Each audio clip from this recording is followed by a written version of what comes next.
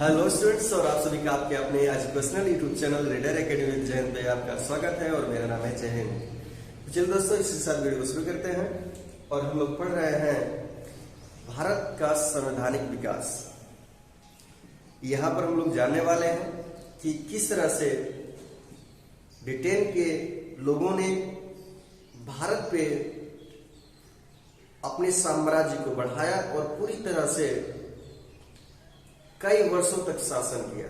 इसके बारे में पूरी तरह डिटेल में हम जानने की कोशिश करेंगे। जैसा कि आपके संख्या भी दूर हो जाएगा कि ब्रिटेन वालों ने ही शासन किया, कि उसकी कंपनी में भी शासन किया और वो किस तरह से ब्रिटेन के हाथों में शासन चला गया, इसको हम देखेंगे।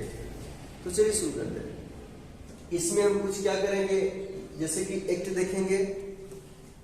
एक्ट के माध्यम से, अधिनियम के माध्यम से, चार्टर के माध्यम से, राजलेख के माध्यम से ब्रिटेन ने अलग अलग तरीके से कानून बनाकर भारत पर नियंत्रण करने की पूरी तरह से प्रयास किया और उसमें कामयाब भी रही।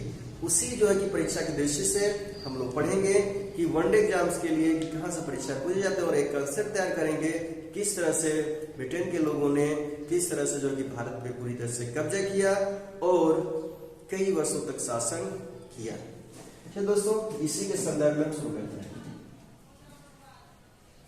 तो सबसे पहले देखिए, आपको यह याद कर रखना है कि जो है कि भारत पर दो तरह से शासन हुआ, दो प्रकार से शासन हुआ जो ब्रिटेन के लोगों ने किया।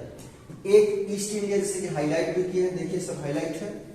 एक ईस्ट इंडिया कंपनी के तहत, एक ईस्ट इंडिया कंपनी के शासन के अंतर्गत, एक ईस्ट इंडिया कंपनी के शासन के अंतर्गत और दूसरा ब्रिटेन की सरकार के शासन के अंतर्गत। हम दो तरह से पढ़ेंगे।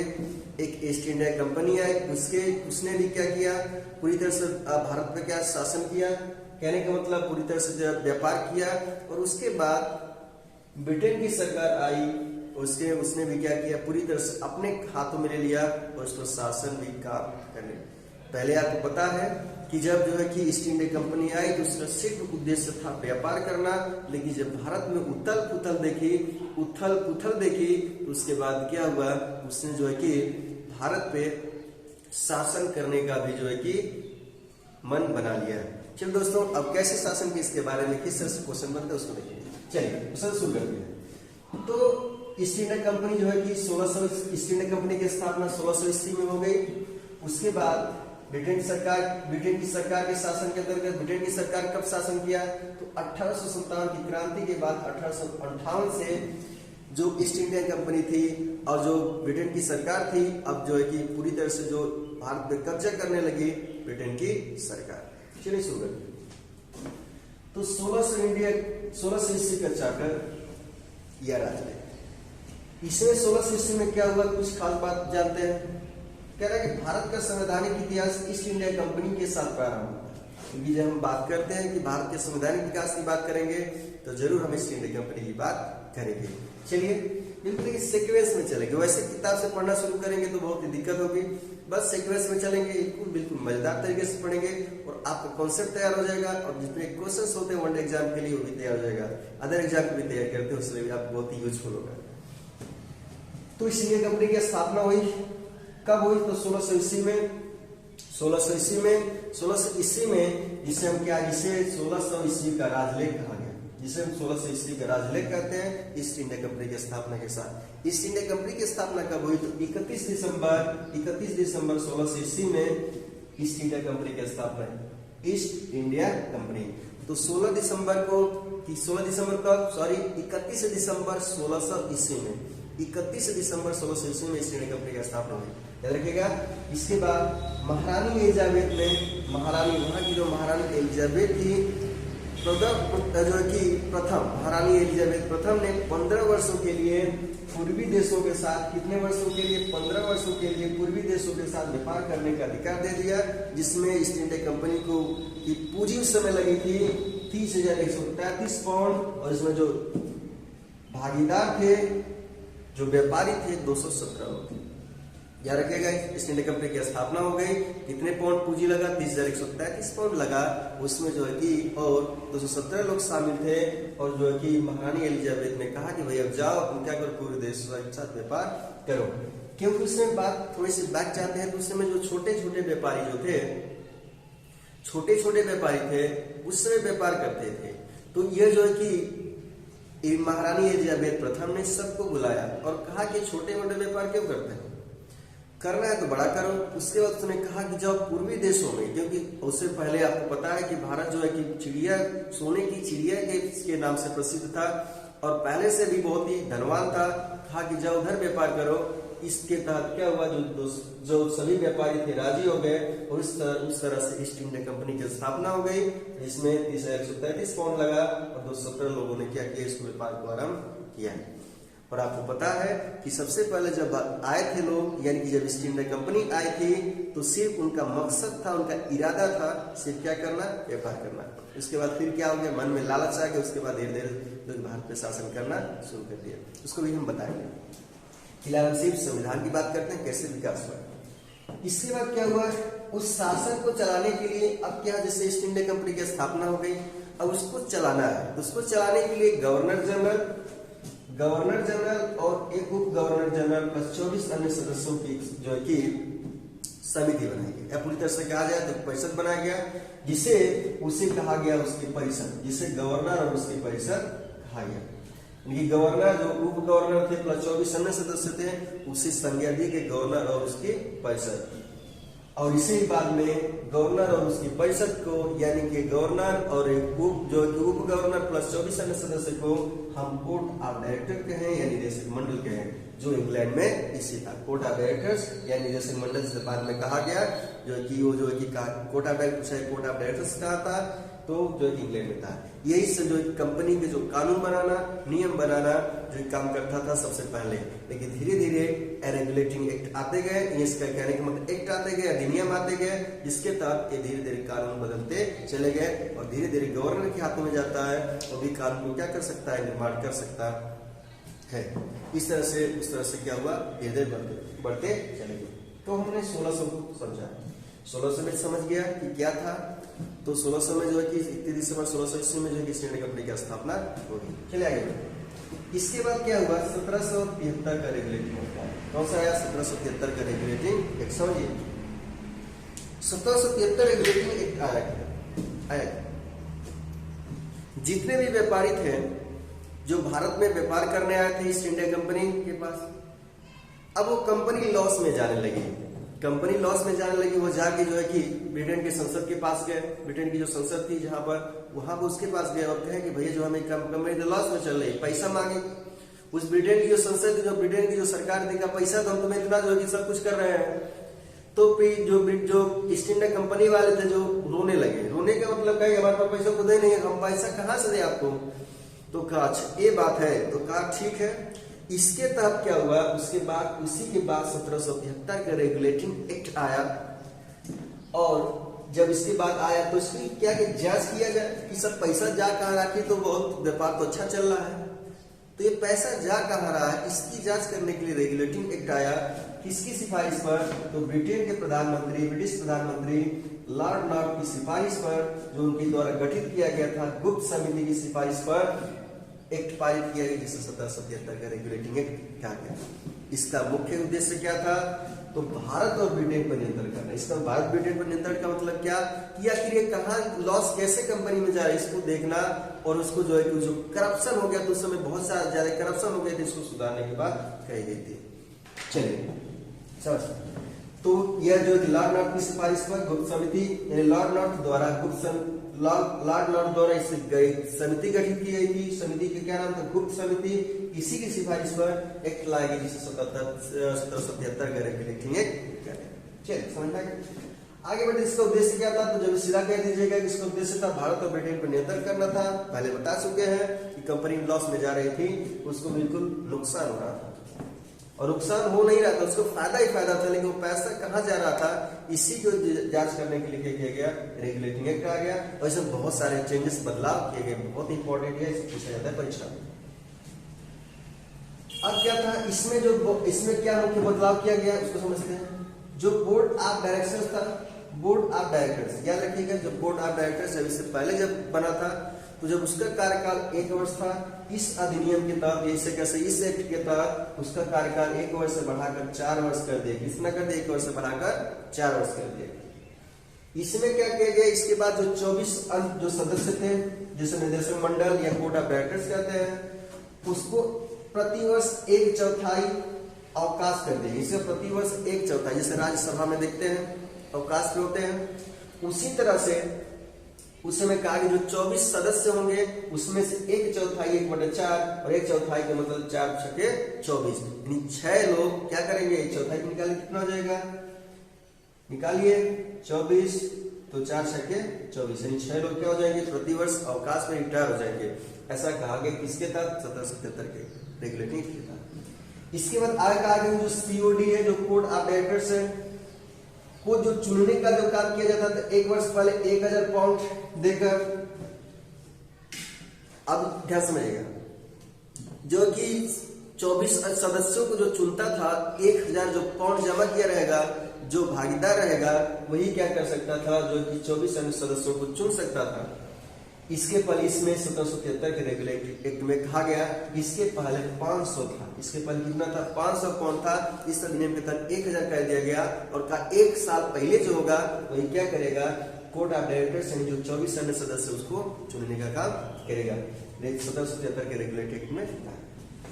इसके बाद सबसे खास बात क्या है, तो होगा समझ गए हम लोग, सबसे खास बात क्या हो गई, ध्यान समझिएगा, सबसे खास बात इंपॉर्टेंट, बंगाल मुंबई मद्रास, बंगाल यानी बंगाल मुंबई मद्रास, जो इसके पहले 1773 के रेगुलेटरी एक्ट पहले स्वतंत्र थी, अलग अलग थी, मतलब सब अलग अलग गवर्नर अलग अलग काम कर रहे थे। इसमें क्या किया गया, बंगाल के अधीन कर दिया गया, इनकी क्या किया गया, बंगाल जो मुंबई मद्रास थे इसको बंगाल के अधीन कर दिया गया और बंगाल के गवर्नर को तीनों प्रेसिडेंशियल को गवर्नर जनरल बना दिया गया। इसका मतलब याद रखिएगा कि बंगाल के गवर्नर जनरल को तीनों प्रेसिडेंसी को गवर्नर जनरल बना दिया गया। इसको जैसे क्या, किस अधिनियम के तहत, तो 1773 के, 1773 के एक रेगुलेशन एक्ट के तहत बंगाल, जैसे लिखा है कलकत्ता मुंबई मद्रास। अब ये किसके अधीन हो गया, तो किसके अधीन, बंगाल के, और इसको अब वो गवर्नर क्या कार्यालय लगा, 1773 के एक्ट के तहत गवर्नर जनरल कार्यालय लगा। और साथ ही साथ याद रखिएगा कि जो कि गवर्नर जनरल अपना इनके जो सैनिक जितने भी सैनिक वाले जितने भी जो है कि जो कहने का मतलब जो सैनिक जितने भी तत्व शामिल थे, इनके तत्व का मतलब यहाँ पे जितने भी सैनिक वाले काम होंगे, देखना सैनिक को देखना जितने भी होगा वो सब कौन देखेगा, गवर्नर जनरल देखने का मिलेगा। सिविल मामले, सिविल शक्ति सब किसको दे दिए, देखिए सैनिक वाले जो भी जितने भी मामले थे या गवर्नर जनरल जितने भी था सबको गवर्नर जनरल को दे दिया गया। साथ ही साथ क्या हुआ, उसके बाद 4 अन्य सदस्य हो गए, किसमें याद रखिएगा, 4 अन्य सदस्यों में गवर्नर जनरल और 4 अन्य सदस्यों में हो गया। किसके एक्ट की बात किया गया, 1773 के एक्ट के तहत। आप पूछता है कि प्रथम गवर्नर जनरल पूछ दे, या बंगाल का प्रथम गवर्नर जनरल, या बंगाल के प्रथम गवर्नर जनरल, या गवर्नर जनरल, कहीं बात है, क्योंकि पहले गवर्नर चल रहा था 1773 के रेगुलेटिंग एक्ट के पहले। अब जो है कि 1773 रेगुलेटिंग एक्ट के तहत जो कि जो गवर्नर था अब गवर्नर जनरल बन गया। और इसमें 4 अन्य सदस्य थे। 4 अन्य सदस्य कौन थे, फिलिप फ्रांसिस पूछता है, क्वेश्चन पूछा भी था, बहुत इंपॉर्टेंट है। Philip Francis, Clavering, Monson, Barwell. कौन थे, फिलिप फ्रांसिस, क्लेवरिंग, मानसन, वार्वे। आपको भी याद होना चाहिए, क्या याद होना चाहिए, आपको याद होना चाहिए क्या, फिलिप फ्रांसिस के बाद क्या है, याद करिएगा, क्लेवरिंग, Philip Francis, Clavering, Monson, वार्वे। Philip Francis, Clavering, Monson, वार्वे, याद हो गया होगा। इसके बाद प्रथम गवर्नर जनरल कौन था, तो वार्वे। बहुत इंपॉर्टेंट क्वेश्चन है, वन एग्जाम के लिए जितने भी हैं, वन एग्जाम के लिए बहुत इंपॉर्टेंट है, कंसेप्ट तैयार करने के लिए। आप ऐसा आप देखिए, जब ऐसे आगे चलेंगे पढ़ाएंगे तो आपको पता चलेगा कि ये 2 बार भारत 2 लोगों के बीच रहा शासन किया, एक तो ईस्ट इंडिया कंपनी के तहत और एक भारत यानी भारत किसके तहत, ब्रिटेन सरकार के तहत। यहाँ तक हो गया। इसके बाद क्या हुआ, इसके बाद याद रखिए, नाम याद रखिए, बहुत इंपॉर्टेंट है। इसके बाद क्या है, 1700 पूछा देता। अब इसके बाद क्या, 1773 में क्या किया गया, इसी एक्ट के तहत 1774 में कलकत्ता में सर्वोच्च न्यायालय की स्थापना की, सुप्रीम कोर्ट की स्थापना। बहुत इंपॉर्टेंट पूछा था, कहता है किस अधिनियम के तहत जो कलकत्ता में सर्वोच्च न्यायालय की सुप्रीम कोर्ट की स्थापना की गई, तो कहेंगे 1773 के रेगुलेट था। वो 1773 में ही सुप्रीम कोर्ट की स्थापना कर रहा था। सॉरी, लेकिन कुछ कारणों से 1774 में इसकी स्थापना कलकत्ता में, जिसके प्रथम मुख्य न्यायाधीश थे एलिजा इम्पे थे, और जो कि अन्य न्यायाधीश थे चैम्बर्स लिमेस्टर हाई, अन्य न्यायाधीश थे चैम्बर्स लिमेस्टर हाई। और ये कैसा न्यायालय था? तो कहते हैं अभिलेख न्यायालय। कैसा न्यायालय था? अभिलेख न्यायालय। अभिलेख न्यायालय वे न्यायालय ऐसे न्यायालय होते हैं जिनकी सुनवाई लिखित रूप में होती है और भविष्य में उन्हें एक साक्ष्य के रूप में, एक सभी सबूत के रूप में रखा जाता है, ताकि भविष्य में इसकी जरूरत पड़े तो उसको हम क्या करें कि जो है कि उसको पलट कर देख लें कि आखिर इसमें क्या था। तो इस प्रकार के न्यायालय को अभिलेख न्यायालय, जैसा कि हमारा सुप्रीम कोर्ट, हाई कोर्ट एक अभिलेख न्यायालय है। चलिए, इसके बाद क्या हुआ?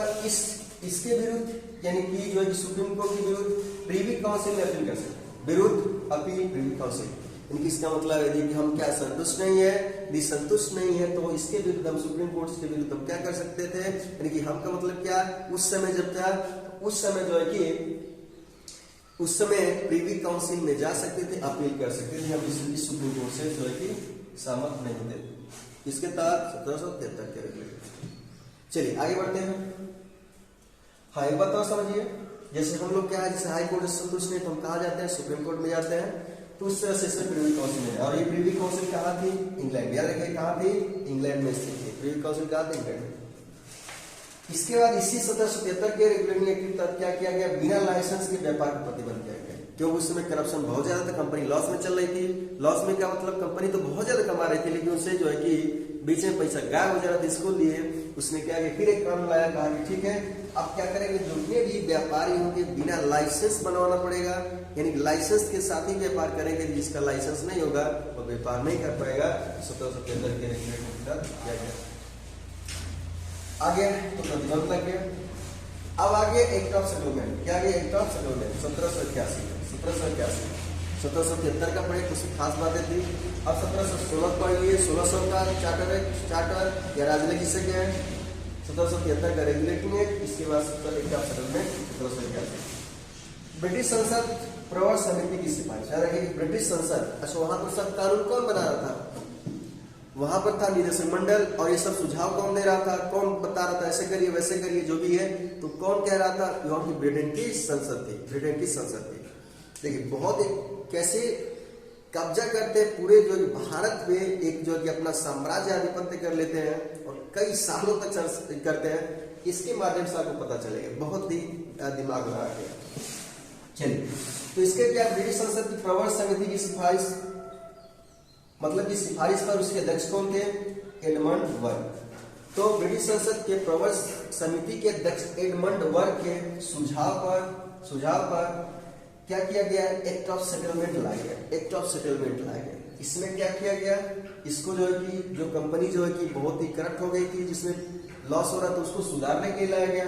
इसमें कुछ सेटलमेंट किसका समझौता आप समझिए, जिसे संशोधनात्मक अधिनियम या बंगाल जुडिकेचर एक्ट 1781 कहा जाता है। इसे हम कह सकते हैं कि संशोधनात्मक एक प्रकार से संशोधन करना था, लेकिन उसको जो है कि पूरी तरह से उसमें जो यह काम किया था उस पर एक काम और करना था अमेंडमेंट की तरह, और इसे हम संशोधनात्मक अधिनियम भी कह सकते हैं या बंगाल जुडिकेचर एक्ट भी कहा जाता है। इसका पूछा जाए कि बंगाल जुडिकेचर एक्ट 1781 या संशोधनात्मक अधिनियम किसे कहा जाता है? Act of settlement 1781। खास बातें होंगी। इसके बाद क्या? कलकत्ता सरकार को बंगाल, बिहार, उड़ीसा, दीवानी प्रदेशों के लिए कानून बनाने का अधिकार दिया।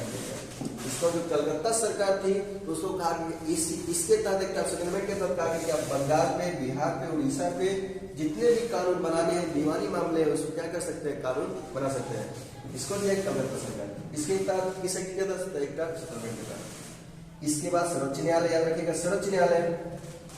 इसके बाद ध्यान समझिए, इसी एक्ट ऑफ सेटलमेंट के तहत भारतीयों को एक लॉलीपॉप दिया गया। लॉलीपॉप का मतलब एक छूट दी गई। भारतीय खुश, एकदम खुश। कैसे खुश? सर्वोच्च न्यायालय कहा गया, सर्वोच्च न्यायालय ने कहा इसी के तहत बनाएगी। सर्वोच्च न्यायालय कोई ऐसा कानून नहीं बनाएगी जो भारतीयों को धार्मिक, सामाजिक और रीति रिवाज और परंपरा की विरुद्ध। यानी कि जो है कि एक्ट ऑफ सेटलमेंट में कहा गया कि सर्वोच्च न्यायालय को ऐसा कानून नहीं बनाएगी जो भारतीय धार्मिक मामलों में, सामाजिक मामलों में, धार्मिक मामलों, सामाजिक मामलों का जो छुआछूत था, जो कुरीतियां थी, सती प्रथा थी, बाल विवाह था, ये सब जितने भी प्रकार की जो पहले से चला आ रहा है भारत में, उस पर कोई नो टच डोंट टच। कहने का मतलब इसमें कहा गया, इसे बातें तो पूरा खुश हो गए। रीति रिवाज परंपरा, इसका मतलब पूछा किसके अधीन का तहत कहा गया कि कोई काम नहीं बनाएगा, मतलब उसके तहत कोई विरुद्ध काम नहीं बना सकता है, तो एक निर्णय था।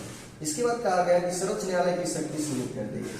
पूछा किस एक के तहत सर्वोच्च न्यायालय की शक्ति का लिमिटेड कहा गया, इसमें तो छूट दिया गया। इसमें जो बताया कि इसमें कहा कि और भी है, और भी एक है, लेकिन इसमें इंपॉर्टेंट नहीं है, तो जो इंपॉर्टेंट उसकी बात कर रहे हैं। इसमें कहा इसमें कहा गया कि ठीक है, अब जो सुप्रीम कोर्ट क्या होगा, लिमिटेड हो जाए, इसकी पावर्स को लिमिट कर दिया। क्या कैसे लिमिटेड कर दिया गया?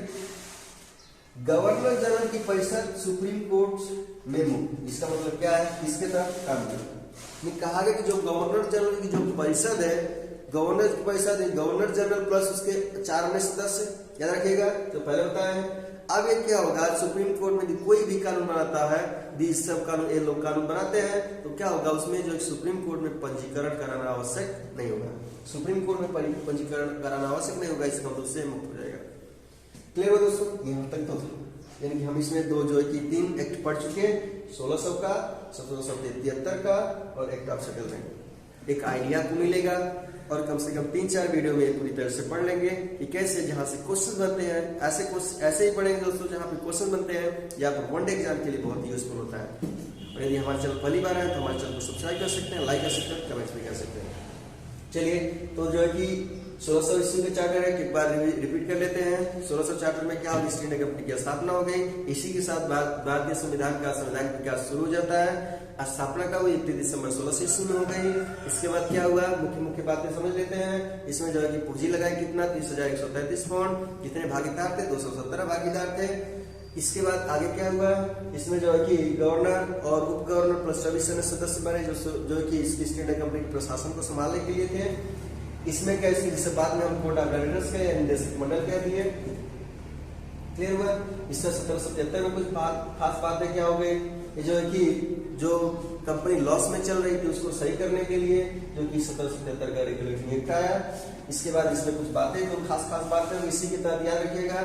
अब जो है कि गवर्नर जो था, अब वो गवर्नर जनरल कहा जाने लगा, और वो क्या हो गया, बंगाल का गवर्नर जनरल हो गया। पूछा जाए बंगाल का गवर्नर जनरल या प्रथम गवर्नर जनरल कौन था, तो कहेंगे वारेन हेस्टिंग्स थे।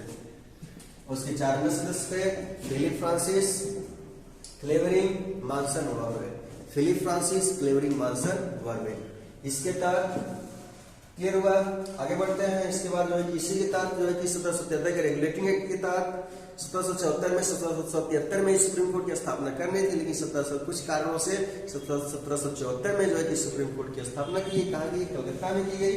और जो है कि साथ ही साथ इसमें जो प्रथम मुख्य न्यायाधीश थे एलिजा हेगड़े थे, और न्यायाधीश थे चैम्बर्स लेमेस्टर हाइट थे, और अन्य न्यायाधीश थे चैम्बर्स लेमेस्टर हाइट। और एक किस प्रकार का था, अभिलेख न्यायालय था। और इसके बाद इसके विरुद्ध हम क्या कर सकते, प्रीवी काउंसिल में जो है कि अपील कर सकते थे। कहाँ प्रीवी काउंसिल स्थित था, इंग्लैंड में स्थित था। इसके बाद एक एक्सपेरिमेंट आया, जिसमें जो है कि एडमंड के सुझाव पर इस जो है कि लाया गया, जिसमें बंगाल, बिहार, कलकत्ता की सरकार को बंगाल, बिहार, उड़ीसा, दिवाली आदि मामलों में क्या किया गया, जो कि बनाने का अधिकार दिया गया, कानून बनाने का अधिकार दिया गया। इसके बाद जो है कि सर्वोच्च न्यायालय ने क्या कि लिमिटेड इसकी पावर शक्ति लिमिट कर दी। तो दोस्तों इसी के साथ अगले वीडियो मिलेंगे, तब तक के लिए दीजिए इजाजत, और पढ़ते रहिए और मस्त तरीके से रहते रहिए और स्वस्थ रहिए, मस्त रहिए। आशा करूंगा पढ़ रहे होंगे। चलिए दोस्तों इसी के साथ अगले वीडियो मिलेंगे।